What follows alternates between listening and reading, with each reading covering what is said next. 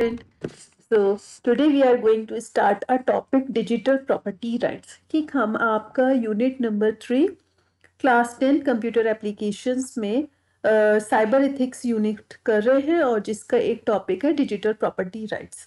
ठीक है, इससे पहले हमने इंटेलेक्चुअल प्रॉपर्टी राइट्स के बारे में भी पढ़ा था, तो अगर आपने मेरी वो वीडियो नहीं देखी तो प्लीज़ उसको चेकआउट कर लीजिए। आज हम पढ़ेंगे डिजिटल प्रॉपर्टी राइट्स। तो सबसे पहले हमको पता होना चाहिए कि डिजिटल प्रॉपर्टी होती क्या है। तो डिजिटल प्रॉपर्टी क्या है कि कोई भी इंफॉर्मेशन मीन्स चाहे वो आपकी फाइल है, चाहे वो आपके फोटोग्राफ्स हैं, चाहे वो आपके सॉफ्टवेयर है, चाहे कोई भी चीज जो कि डिजिटल फॉर्मेट में है। ठीक है, डिजिटल फॉर्मेट में मीन्स चाहे वो आपकी कंप्यूटर में स्टोर हो या आपने उसे ऑनलाइन स्टोर कर रखा हो, उसको हम कहते हैं डिजिटल प्रॉपर्टी। तो it refers to any information that exist in digital format mean computerise format में हो, चाहे ऑनलाइन हो या आपके कंप्यूटर के अंदर ही हो, आपके लैपटॉप के अंदर ही हो, आपके मोबाइल फोन के अंदर ही हो, लेकिन डिजिटल फॉर्मेट में होनी चाहिए। ठीक है, तो उसको हम बोलेंगे digital property. It ranges from simple files, simple normal आपकी फाइल हो सकती है, आपके डॉक्यूमेंट्स हो सकते हैं, फोल्डर्स हो सकते हैं, सॉफ्टवेयर हो सकते हैं, सोशल मीडिया अकाउंट हो सकते हैं, और आपका कोई भी प्राइवेट डेटा हो सकता है, मीन्स आपका पासवर्ड हो सकता है, आपका फोटोग्राफ्स हो सकते हैं, आपकी वीडियोस हो सकती है। तो कोई भी चीज जो भी कंप्यूटराइज फॉर्म में है, चाहे वो आपके कंप्यूटर के अंदर है या आपने उसको कहीं ऑनलाइन स्टोर कर रखा है, वो सब कुछ कहलाती है डिजिटल प्रॉपर्टी। अब ना what actually digital property rights, अब जबकि हमारे पास इंफॉर्मेशन जो है वो कंप्यूटराइज फॉर्मेट में, हम उसे अपने कंप्यूटर के अंदर भी स्टोर कर रहे हैं और हम उसे ऑनलाइन भी स्टोर कहीं ना कहीं कर रहे हैं, या हम ऑनलाइन उसको एक्सेस कर रहे हैं। तो अब ये जरूरी है कि हमें उसको बचा के भी रखना पड़ेगा।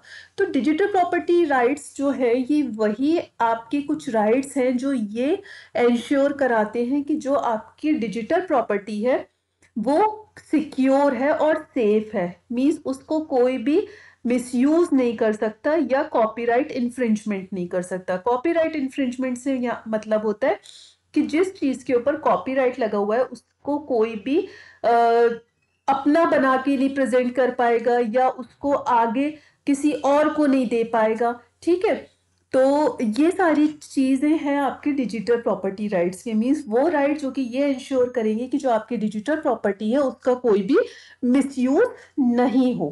ठीक, अब हम क्या क्या खतरे होते हैं हमारी डिजिटल प्रॉपर्टी को। तो hackers can do unauthorised entry to your computer system. Hackers जो है आपके सिस्टम के अंदर अनऑथराइज्ड एंट्री कर लेते हैं, आपकी बिना मर्जी के, आपके बिना नॉलेज के, और फिर वो आपके कंप्यूटर के डेटा को यूज कर पाएंगे। Code developers may attempt to steal your software source code to create their own software.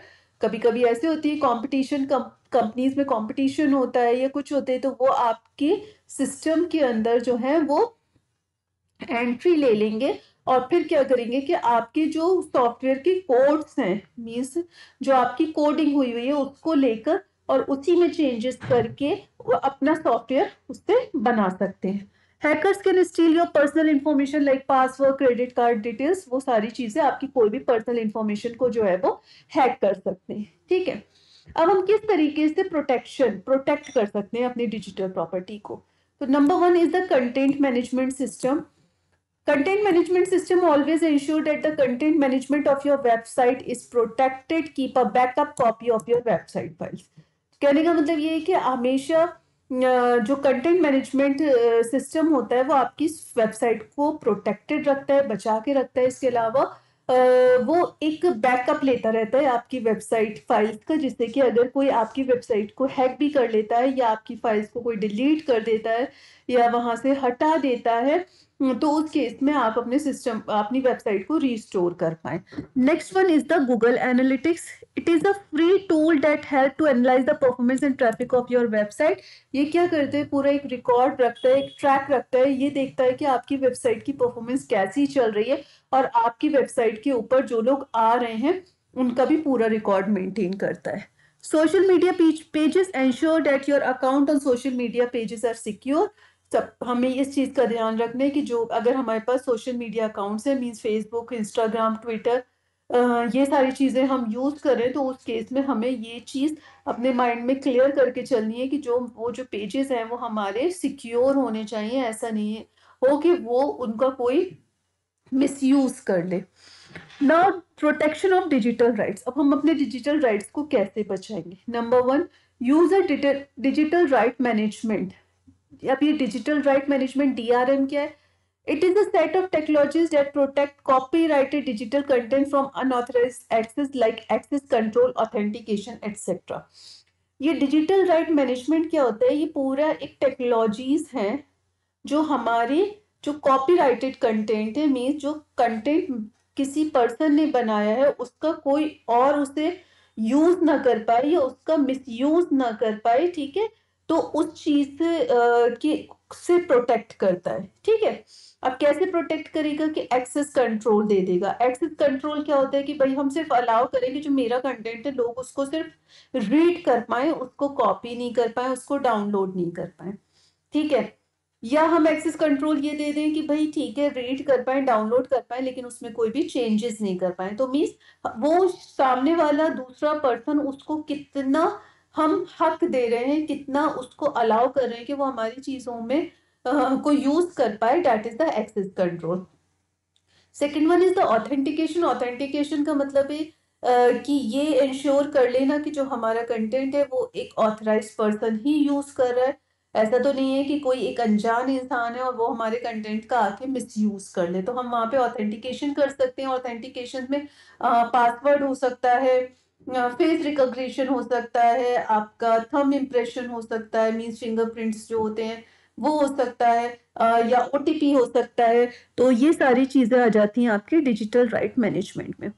Next one is the reach out to legal protection. तो कुछ कॉपीराइट लॉज जो हैं वो बनाए हुए हैं जो कि हमारी डिजिटल प्रॉपर्टी को प्रोटेक्ट करते हैं ताकि उनका कोई वायलेशन ना कर सके, जो राइट्स हैं उनको कोई वायलेट ना कर पाए, कोई हमारी डिजिटल प्रॉपर्टी को मिसयूज ना कर पाए। तो हमें वो लीगल प्रोटेक्शन लेके चलना चाहिए।